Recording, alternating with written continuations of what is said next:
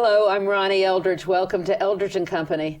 Bella Abzug comes alive again in a new book about her by feminist writers and editors Suzanne Levine and Mary Tom. The book actually has an extra title, or a longer part of the title, and it says, the title is Bella Abzug, and it says, how one tough broad from the Bronx fought Jim Crow and Joe McCarthy, pissed off Jimmy Carter, battled for the rights of women and workers, rallied against war and for the planet, and shook up politics along the way. And she certainly did do that, didn't she? When I say, I don't know what to say when it's an oral history. Is it by, are you authors of, or did you compile? It's tricky. This is a little offbeat format. What we did is pulled together the words of people who knew her, loved her, hated her, were scared of her, admired her. And because Bella was so vivid, their stories were so vivid that it was possible to string together first-person descriptions and leave ourselves out. Yeah. So what we added were chronologies, which were helpful because she was active in so many different aspects of politics in so many different decades, and footnotes where it needed to be clarified what an issue was or a law was. But basically, it's like 80 people sitting around telling Bella's stories. I think it may be more, but it's also Bella herself, which was the other ingredient that made this possible. Because this wasn't basically your original idea, was it? Or pretty much, yeah. It was. It came out of conversations that we were having with other people who had been in Bella's aura, who would sit around and say, what would Bella do? Yeah. Well, it's a good question now. That's what we were going to call it. But so what do you think Bella would do now? I mean, do you think we need to tell the audience who Bella is? With younger people, I think you do, don't you? No, I do. In fact, people have come upon the book and said, I didn't know about this woman, and she was incredible. Why didn't anyone ever tell me, and why isn't she here today? Well, so how fast has time gone? How long ago was this? It was 10 years. It was just that she died. Barely 10 years ago that she died. But when did she first go to Congress? She went to Congress. 71? 71 was her. She was elected in 70 and started serving in 71. It seems just like yesterday. I know. That's what's so shocking about it. That's why I'm so old. But anyway. Just briefly, I mean, Bella Abzug was a figure very important to the West Side politics of Manhattan for years and years. She began her active life after college as a lawyer and as a labor lawyer. So she was involved in the labor movement. Before that, she had been involved in Zionism when she was a kid. Okay. And then she went on to work for civil rights. She went down south to defend a black man who had been accused of having an affair with, raping a white woman. He was accused of rape, but he says it was a consensual relationship. Right, exactly. And then she went on to work with Women's Strike for Peace and with you, Ronnie, to organize peace constituencies for candidates in the 60s. And she did very well in Congress. I mean, nobody thought she was going to. She was an amazing person. I remember the first time I met her. I had heard about her, and actually I was afraid of her because she was this woman who had something that she called the 18th Congressional District Peace Action Committee, something like that. And she was interviewing delegates, I think, to the National Convention. And I remember I took Ted Sorensen over there one day. It was all very confusing. But she terrified me. And I talked to her only on the phone. And then I met her, and I was so shocked because she was beautiful. Right? Beautiful. Mm-hmm. Beautiful woman, and always, paid attention to clothes and all of that. And so there she was, this beautiful woman, tough as can be, but also incredibly sensitive, I thought, and able to get along with people, right? When she wanted to. Surprisingly, yeah. People gave her a lot of leeway, though, didn't they? Her friends and devotees. Her friends got to the point where they could say, that's Bella. Yeah. But there were people who were traumatized by her. My favorite story is Kathy Bonk, to whom we ask our perennial question, what did you do when Bella yelled at you? And who was she? She is a political organizer in Washington. And they were at working LA. together on the Houston Convention, That's weren't right. That's right. And so we asked her, what did you do when Bella yelled at you? And she said, I didn't get my period for 2 months. So it was intense. But I think people forgave her for 2 reasons. One, because she had so much life. And wherever she went, the molecules just jumped around. And the other reason was you always understood that her eye was on a higher issue, that although it seemed personal, she was really all stirred up because she wanted to make the world better. She was also impatient, and she also felt she knew everything. And That's knew the certainly true. answer. And so if you didn't agree or you didn't do what she wanted to do, she just would let go. She always said that, I mean, she grew up in the Bronx, right? Right. And her father was a butcher with that wonderful sign, which she always talked about, the live and let live butcher shop, or whatever. Meat market. Meat market, which is such a funny concept to begin with. So anyway, and then she was very active at Hunter College. And it was she was there during the McCarthy period, wasn't she? Or just It was a little right. after? No, Just it was before. before. It was Right before, before. but they still had McCarthyism, McCarthy-like things going on. The RAP committee in New Yeah. York State were getting after college students who were they considered too left. So that certainly was an issue, and one that she was, came out about. So that was a difficult period. Yeah. And she then said that when she was a young lawyer and she'd be in court or with people, they would just turn to her to get coffee or to do this and do that. So she decided then she was going to be different, and she started to wear the hat. And that's really what distinguished her from everybody. And it was a brilliant move on her part, right? Absolutely. People still stop and tell me they have one of Bella's hats. They bought it at an auction or they won it someplace. I just She was so well known for it that when she was running for the Senate, there was a campaign button, which an outline of a woman in a hat, and they needed to say no more. My children once wanted to be Bella for Halloween, and she got insulted. She was very angry. But didn't you want to name your dog Yeah, we Bella? wanted to name a puppy Bella, and she didn't like that either. She didn't like dogs. Yeah, well, that's good. So we named her Bessie. But anyway, she had what she had that few people really have is that she did the basic work before she then emoted, right? Yeah. She went to Washington as a member of Congress, and she knew those rules on the floor in the House back and forth, right? So what was the first thing she did when she got to Washington? First thing she did was call for the impeachment of President Nixon. It took a while for anyone else to catch up, but the first thing she was doing was to try to speak out against the war, try to get the Vietnam War, and try to get that war ended. And there's a wonderful quote from Bella's mother, who was in one of the demonstrations. I think it was before Bella. No, maybe it was when Bella was in Congress.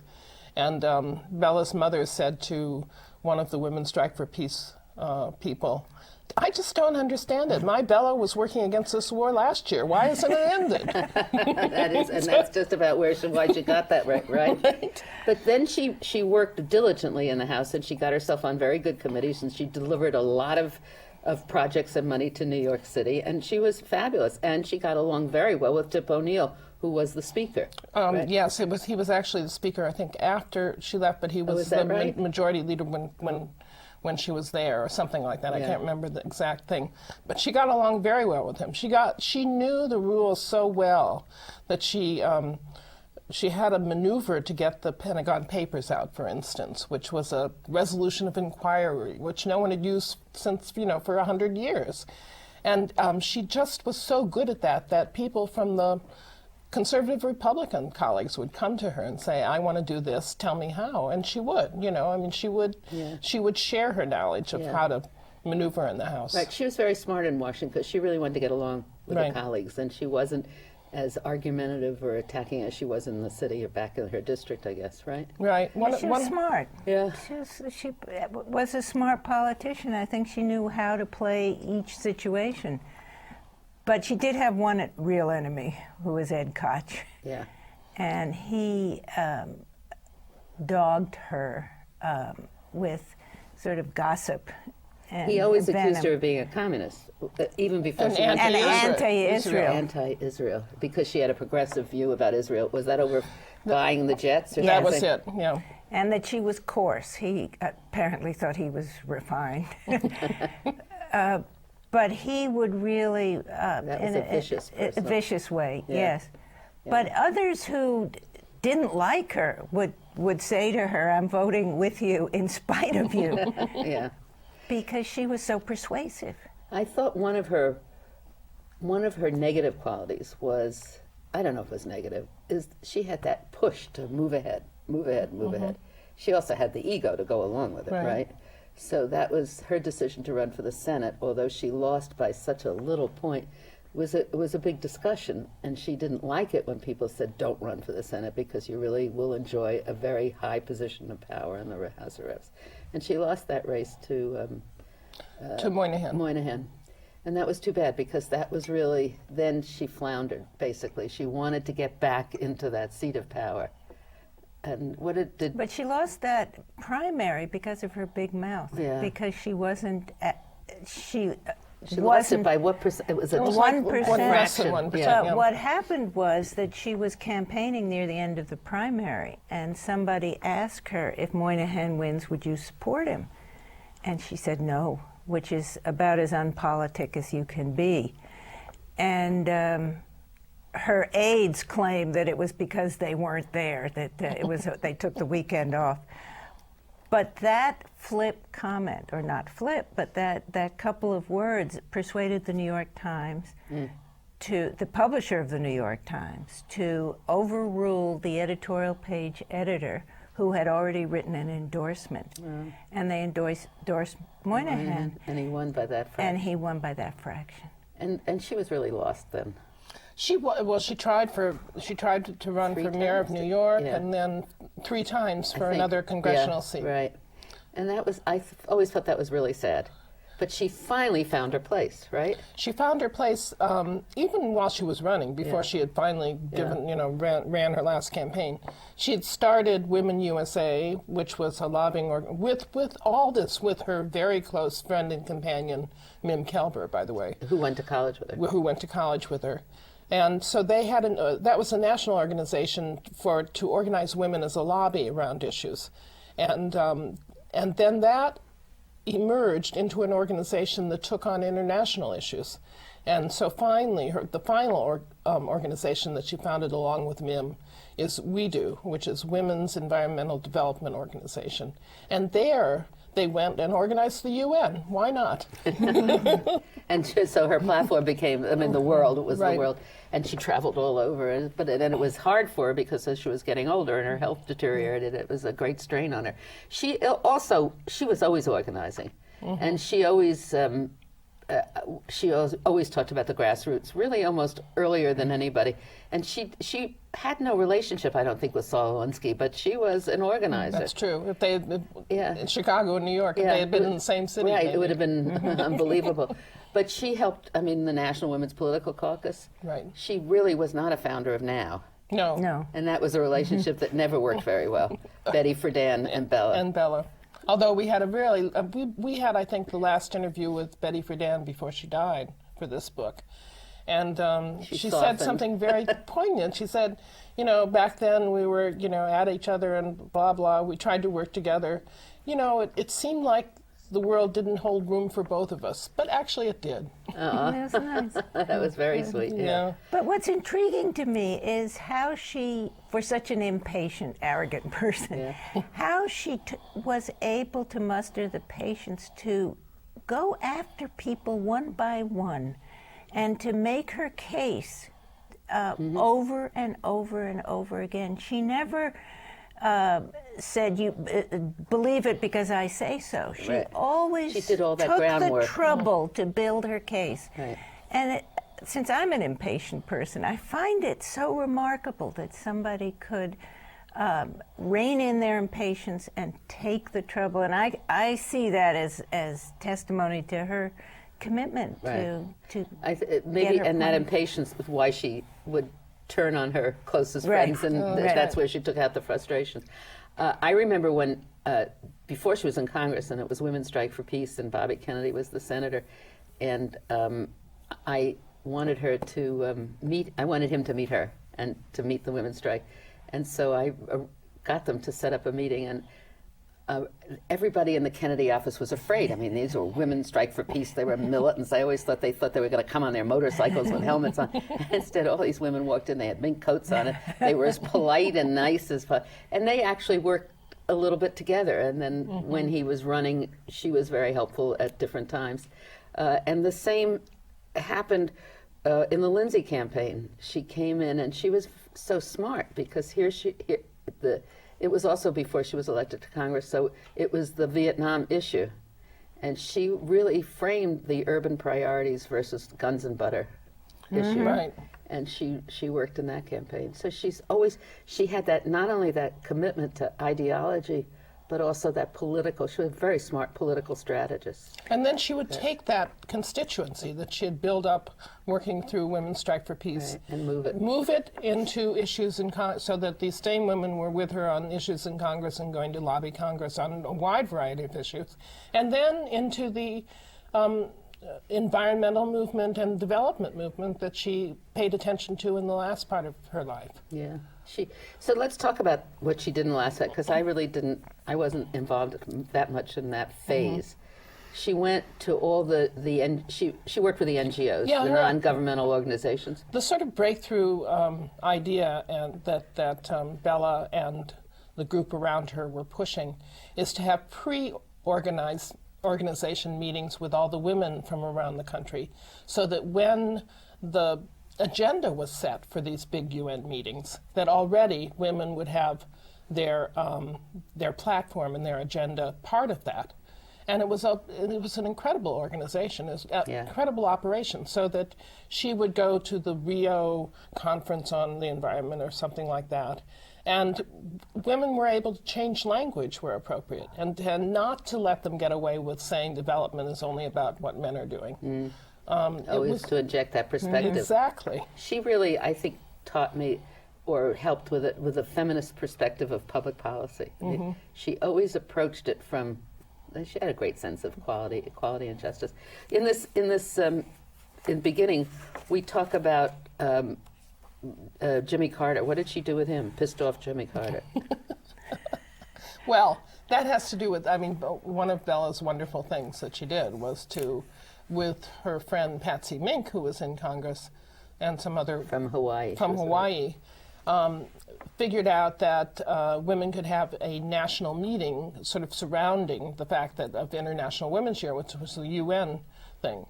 And so they got the government. It was sort of what she then took around the world. That's right. Yeah. But she got the government to allocate money for this big national women's convention where women would set their own priorities. It was really amazing. And then there was a commission that worked for about a year trying to talk about what those priorities would be. There were meetings in every state where women came together, and where, for many of us, for me, for instance, it was the first time I saw the right wing in action, who were out there trying to stop this feminist organizing, and were unable to because the more progressive women were organized well enough. But then there was this incredible meeting in Houston in 1977 where everyone got together, and they produced an agenda that if you read it now, you realize we could still use it. Really? Yeah. It's so incredible. So why did he fire her? Oh. You want to... Well, she always took the position that any issue was a woman's issue, and I don't think he was prepared for that. And so when it became time to talk about the budget, she felt that she was entitled, and her commission was entitled, to weigh in. And they wanted a serious meeting with him, and instead they were offered sort of a photo op, and they rejected that. And then they were offered another meeting. And actually, Bella was not party to some of the behavior that he took offense to on the part of the committee. But the fact was that she was the figurehead in his mind. And apparently at this meeting, they went in to present their issues. And somebody who was sitting next to Jimmy Carter said the vein in his forehead was throbbing so dramatically that they thought he would explode. And then as everybody left, Bella was taken aside and told that she was, as she put it, you know, she's the only person who's been fired from a job that never paid anyway. Yeah. But what they expected was that the committee would at some level be glad to get rid of her too, and that they would go on, and that Carmen Delgado Vota, who was her co-chair, would gratefully accept the chairmanship. What they didn't expect, and what some people think was really an important turning point in Jimmy Carter's image, was that almost all of the commissioners resigned in protest. Yeah. And that was very dramatic. Very dramatic. We're almost at the end of this program because the time goes so fast. What would Bella do today? Where would she be, and what would she be doing? Well, one of the things that some people say in the book actually is that she might be Nancy Pelosi today. She might be, if she had stayed in the House, for instance, she might be Speaker of the House. And then I was trying to think of what she would do, because she had so many ways to maneuver. I think she would have found a way to have a clear voice against the war in the House. If it wasn't for impeachment, which may be impractical, she may have agreed with Nancy Pelosi. It would have been some sort of censure position. She just would be maneuvering. She wouldn't be quiet. Would she be torn with this presidential election with the two front runners in the Democratic Party? She would be considering both of them, I think, and would be evaluating their positions. I don't think she would automatically support a woman candidate, but she would certainly want to. Yeah. She would want to, but I think she would look at both of their positions, and I think she would be in there, perhaps in both of their camps, behind the scenes. Right, even if she wasn't supporting Exactly. she'd be in there pushing, and right. trying to get that message right. And was she alive when Jerry Ferraro was vice president? Was running for vice president? Yes. She was one of the people that was pushing for that. Right. So that was pretty good, right? Right. Now, with all this power that we've ascribed to her and her intense concentration about everything, she was also very human. Yes, she was. She was. She was very funny. I always hasten, because she sounds like such a bulldozer, that she was extremely funny, had great wit, loved to dance, loved to play. Great dancer. Loved to play poker. Right. Loved to go to Las Vegas. Shirley MacLaine told us that when Shirley was playing Las Vegas, she came to every performance. And she loved her husband. And she adored her husband. And her daughters. And loyal beyond measure. She also, I was a young widow at the time, and I used to go to Washington on business, and I'd visit her, and we'd go upstairs to the balcony, and she would be pointing out different men to me. And I always thought everybody was thinking that she's showing me who's part of the military-industrial complex, but she was really telling me the marital status and who she thought would be good. So, and at one point she said, "There's no point in reading the obituary page because they're already connected." It was, but she was really so well-rounded. One wondered where she got her energy, and was not surprised when she wore out. I know. She really wore out. I think that's exactly right. And she never stopped traveling. She would go in a wheelchair, right? And to Beijing is the last time that I mean, she actually went to conferences after that, but that was in 1995. She died in 1998. And she was in a wheelchair. And if anyone remembers Beijing, it was muddy. There were tracks. I mean, it was just impossible. And she's there in her wheelchair, organizing women from around the world. So it's amazing. So what do we tell young people, or what are the lessons that we've learned from her? The thing that some young people who have read the book and didn't know who Bella Abzug was are attracted by her passion.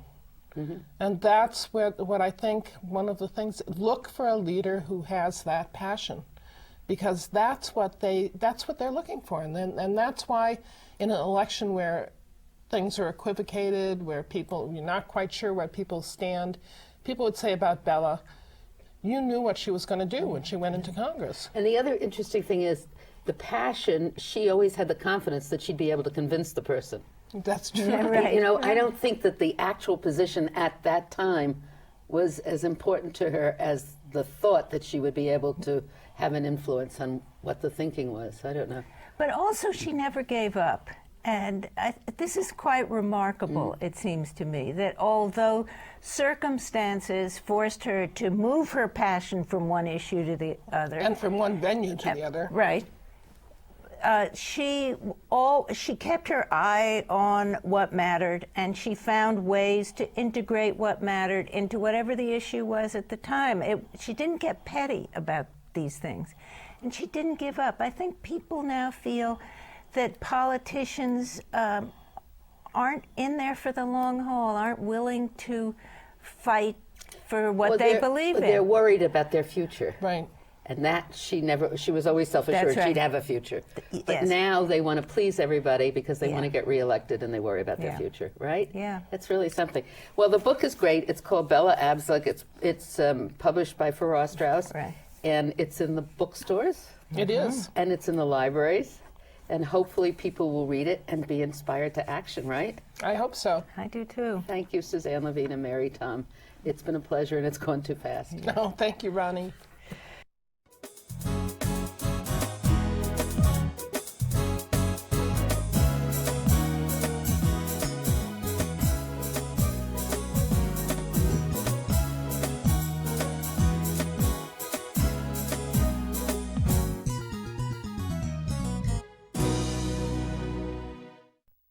If there are any people you'd like to hear and topics you'd like us to explore, please let me know. You can write to me at CUNY TV, 365 Fifth Avenue, New York, 10016, or you can go to the website at cuny.tv and click on Contact Us. I look forward to hearing from you.